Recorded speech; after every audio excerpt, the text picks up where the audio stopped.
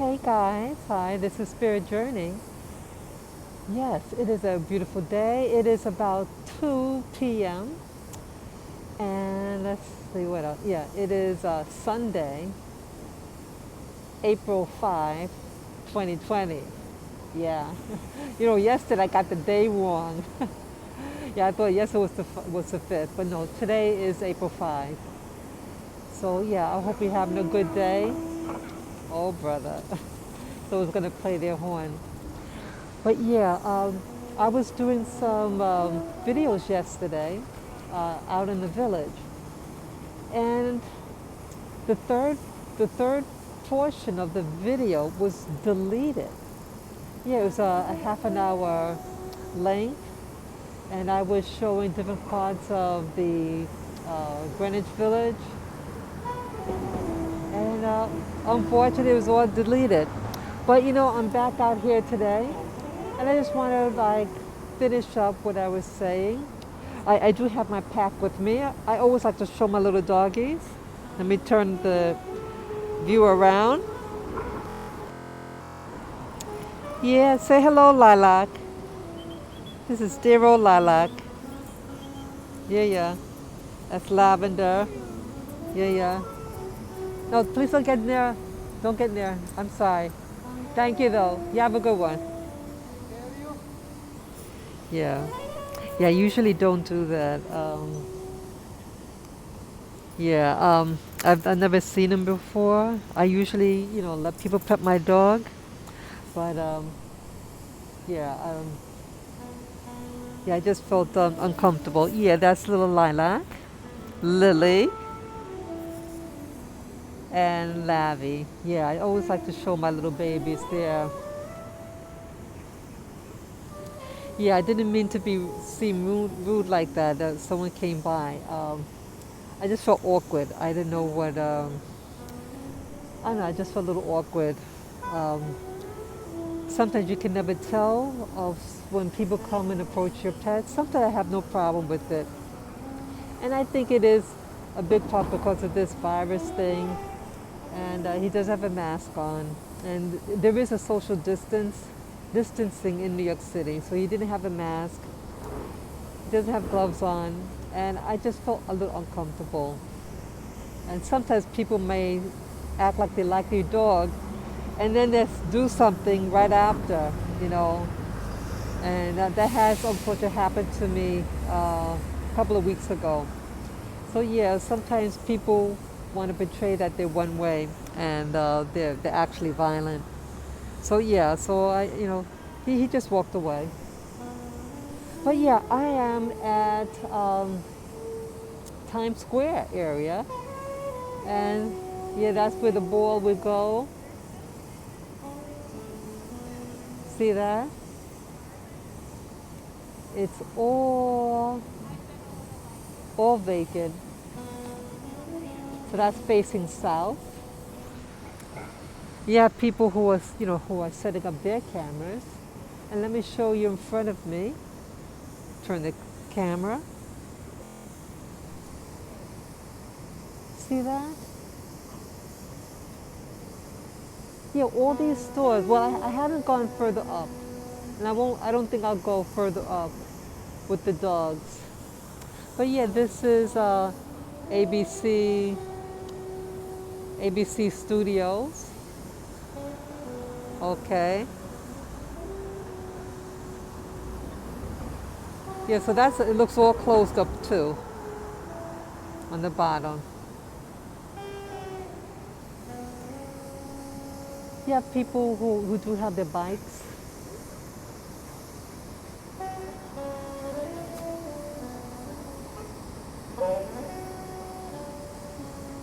Yeah. Yeah. Yeah, so what's facing, behind me, all those stores, that's 7th Avenue. When you go further up, that's all 7th Avenue. And all the stores are closed. And as I was saying, like yesterday with the third part of my video that I was doing, that got deleted, I it dawned on me with the number of stores that are closed. Some are actually closed for good. And it hit me. I said to myself, this time in New York City is actually, it's worse than, the social impact is worse than 9/11. And I know that sounds very dramatic, but when you really look at it, now I was in New York City at the time of with the World Trade Centers complex were destroyed. The immediate area, was greatly affected. Okay, but the stores were open. Everything outside of north of Canal Street, they weren't really affected. Business was, people were, excited and everything, but the impact, at least stores were open and the people were still working. People weren't told to stay indoors, if you live downtown, yes, you have to be careful. But yeah, people were still socializing. But now people are being told to isolate themselves. People are told you cannot, you have, if you're with someone, you have to have social distances and be at least, let me make sure my mic, try to look for my mic here. Okay. Yeah, you have to make sure that you're 6 feet away from people. You go in the store, they have these blue tapes on the floor where you're supposed to stay by. And if more one person is in the store, you have to stand on this square, blue square, to keep 6 feet apart. So things like that, it's affecting us socially. Many of us are wearing masks, but not everybody. You have a lot of people who aren't wearing masks and who are not social distancing. I guess the couples and things like that. But I feel that this coronavirus is affecting how we react to one another. Here, in this case, with me, just a moment ago, I was cautious. I felt cautious with the guy wanted to pet my dog, and I said no. I usually never say no, but I said no this time, and I just something, I don't know, just something that just didn't feel right about him. Yeah, I see that at times my guard might be up a little bit, and sometimes like if I see someone wearing a mask like the one I'm wearing or any something on them, I like nod to them, give a sense of camaraderie that you got a mask, I got a mask too, so we got something in common, that type of thing I'm conveying, and a lot of them they nod back. What else? Yeah, a lot of the stores are closed, like all behind me. You go up along 7th Avenue. Even Macy's is closed. It is closed. It's the largest department store in Manhattan. It could be it could be the largest store worldwide. And it is closed. And it's something, I was there just 4 weeks ago, and I bought some stuff there, and but now it's closed.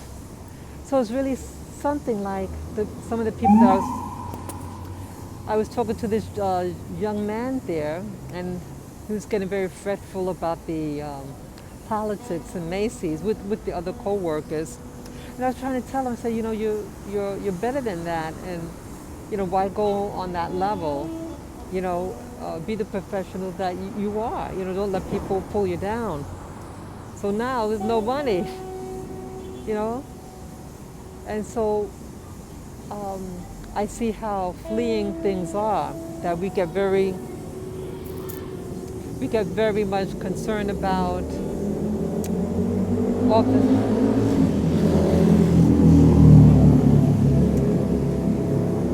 Sorry, we get so concerned about office politics. I just want to move up a little bit.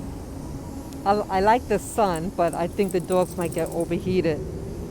Yeah, just here, just so that you get in the shade. Yeah, I want them to go in the shade. Oh, we can go right there. Come, babies. Yeah, I have my doggies with me, as I showed you. Yeah, I don't want them to be. Yeah, there's a big shade over here, so I can still get sun, but yeah. Yeah, I like the sun though, but I want the dogs to get the shade. Yeah, let me show you them now. See that? Yeah, so this spot here is shade, that's the sun, and this part is shade. So they should be okay. Okay. So what I was saying, like, what was I saying now? I know it was about yesterday. Um, yeah, the social distancing. Um, your Macy's was closed, and we don't know how long this closing of stores is going to be. I mean, some people have their stores open, but they limit how many people can come in. Like some supermarkets, those trendy supermarkets, they have to wait online to get in the store, and and then they one by one they go in the store. But some stores, I didn't experience that. The mom and pop type of stores, uh, yeah, I just go in. It didn't have a lot of people anyway, but still, there was no waiting online. Uh, yeah, so sometimes what that's showing me, those real trendy stores, people like to wait on these lines and stuff like that, but those mom and pop stores, just a basic um, groceries place, yeah, there's no waiting online. Yeah, I haven't been there in 1 week. I did my major shopping maybe a week and a half ago. So yeah, because I had a feeling that there were things going to happen more with the shopping. So I did buy a lot of supplies. I bought like a big bag of rice, brown rice, and beans, dried beans. So in case there's no going out, or if everything is mandatory to be closed, then I will at least have some food for myself and my dogs if push comes to shove. So, but yeah, everything here, um, yeah, it has a very strong impact on all of us. Um, I'm a little bit more moody. Um, yeah, I guess that's because some family members were not feeling well, and I got scared for them. What else now? Yeah, the stores are closed.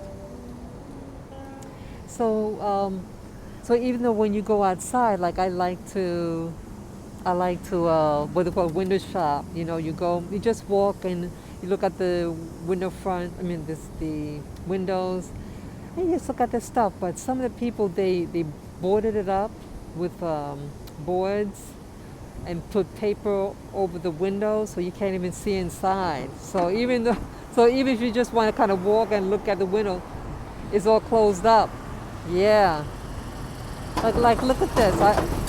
This is what do you call it, a restaurant. Let me show you that one. See that as bubble gum. See, it's all boarded up. See that? All boarded up. Yeah. So you can't even really just walk and look at the windows. It's all boarded up. So I think psychologically it's holding uh, more fear at times. What else? People aren't working, so it's not just something being closed. There's no money coming in. Yeah. So the other thing that I was talking about that got deleted by accident. As I was walking yesterday, I was in the village, and again I was noticing about many of the stores and how some of the stores are closed in clusters. And I said, this coronavirus thing is is I think a just a symptom of a bigger problem. That's what I was saying. And you have to I'm not sure exactly what all the dots are, like connecting the dots. But I feel that like coronavirus, it's for like a social controlling, and that even prior to the coronavirus, these stores that are closed, it's I feel it's like they want to arrange what type of new stores. They wanted what they call social engineering. They wanted to redo neighborhoods and redo what type of business would be conducted there. And in the village, it's very, for me, it's very reminiscent of my younger days. It was some areas were really, really interesting. My favorite area was 8th Street, the whole strip from 6th Avenue to St. Mark's. And that's the part that got deleted. And again, a lot of the stores closed. One of the buildings was actually missing where I used to get my pizza. Yeah. But I'm thinking, that, see, when you're able to tell someone where they can do business, where they're to do business, and how you do that is with the rent. You say, I want to change, the landlords might say, let's redo this neighborhood. Let's increase the rent so high that they can afford to stay there and do business. We want a new clientele. And I feel that's what's happening. So they're taking away the joy that if you're a native-born New Yorker, a store is more than just a store. A store is part of community, and it's a sense of trust. That trust of they have a good product or service, and you go, you meet the same people, and it can be very exciting. Very exciting. But when you remove that, you're also removing the type of people that go in an area. You might say, hey, I don't want this type of clientele anymore. Let's start to bring in this other type of people. And so they say, hey, we're going to increase the rent to X amount of money. And if you don't like it, tough.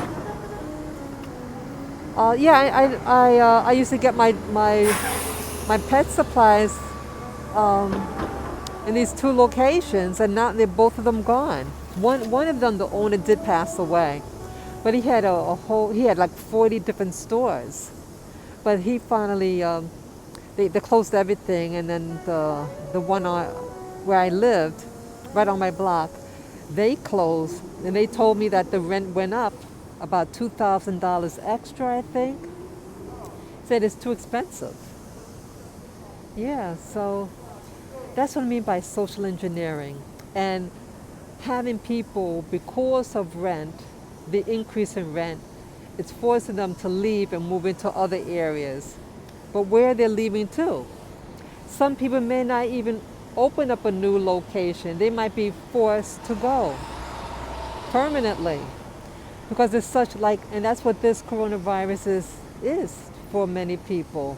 I speculate that not getting a check for a month, they may have forced to move back home.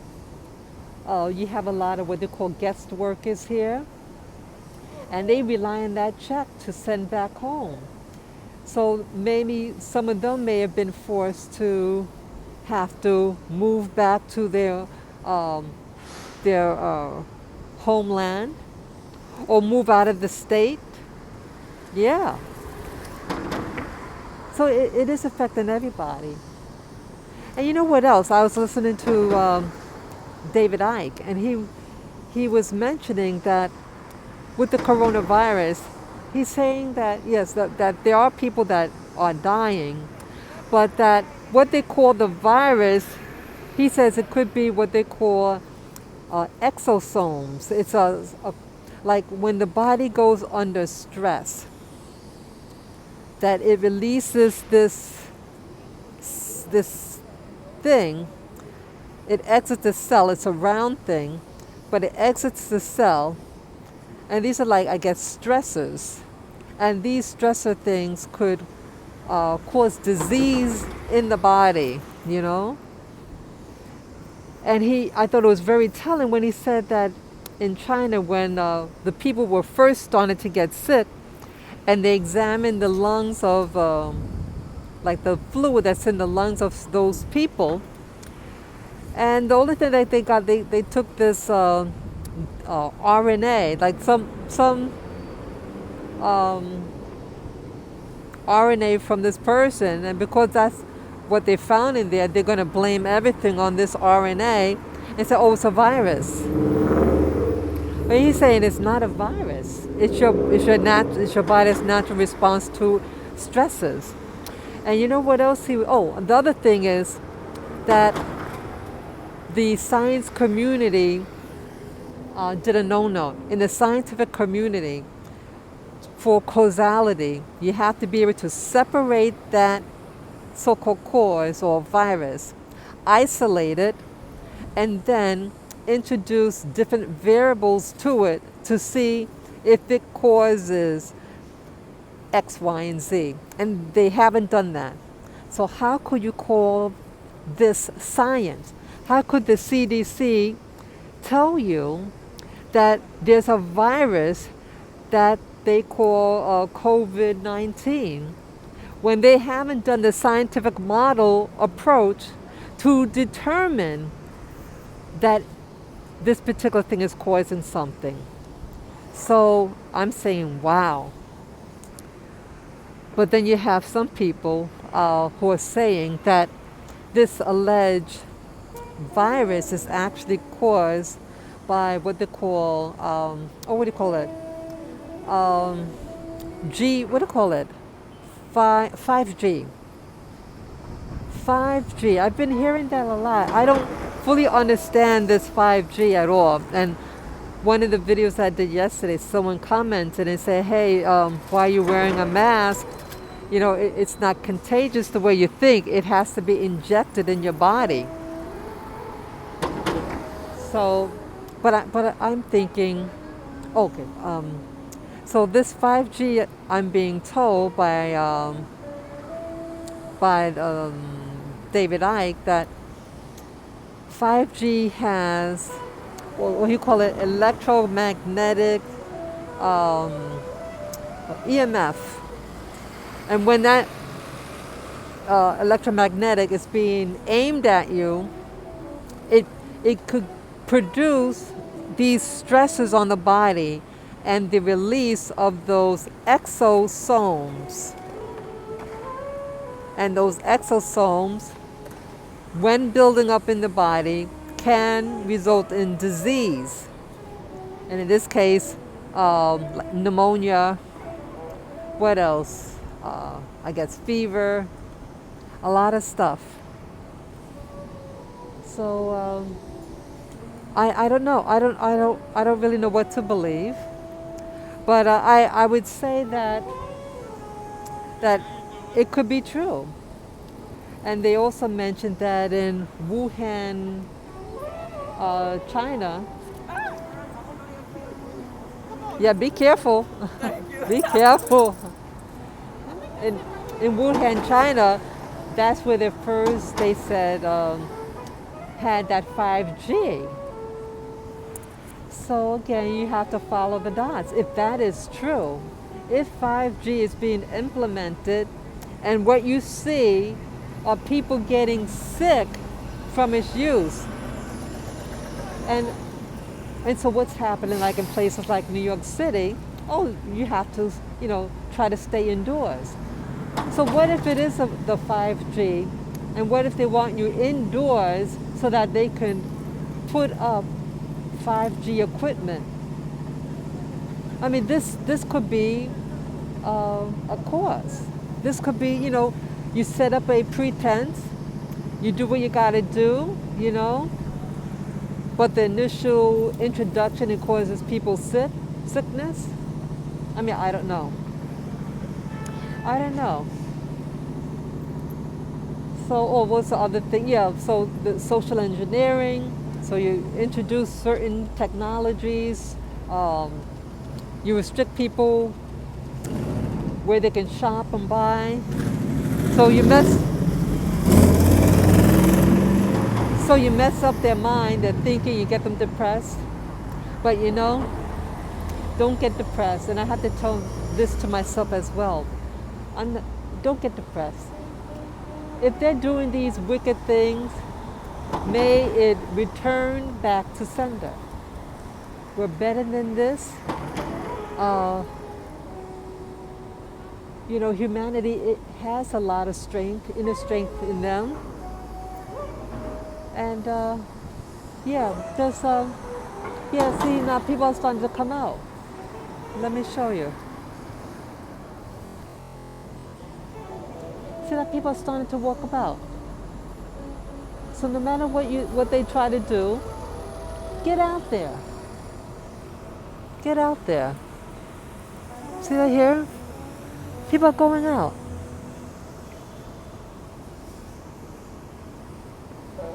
Yeah, people are going out and about. You keep on keeping on. And then when you start getting a little ho-hum, just maybe, just go out and count your blessings. I'm alive. Might have my little pets with me, my little babies. Yeah, count your blessings. The sun is out. It's absolutely gorgeous, And, the proof will always reveal itself. Truth always rises to the surface, So be true to yourself. Be true to your family. Do good for others. Do good for yourself. And get out there and start exercising too. Yeah, that's also why I'm here. So the gym might be closed, but I can still get my butt up and exercise. Yeah. So this is what I'm doing in spite of, can still, move about and get a nice breeze on my face. Yeah. So that's all that I want to talk about right now. And wow, guy doing a wheelie on his bike. I don't know. I don't need that much excitement. Yeah, I was never daring like that. But yeah, this is a new day. This is a beautiful Sunday afternoon. Do little things for yourself. Stay positive. Try to talk to people that lift you up, and take care, okay? Peace, love, and joy to you all. Bye-bye.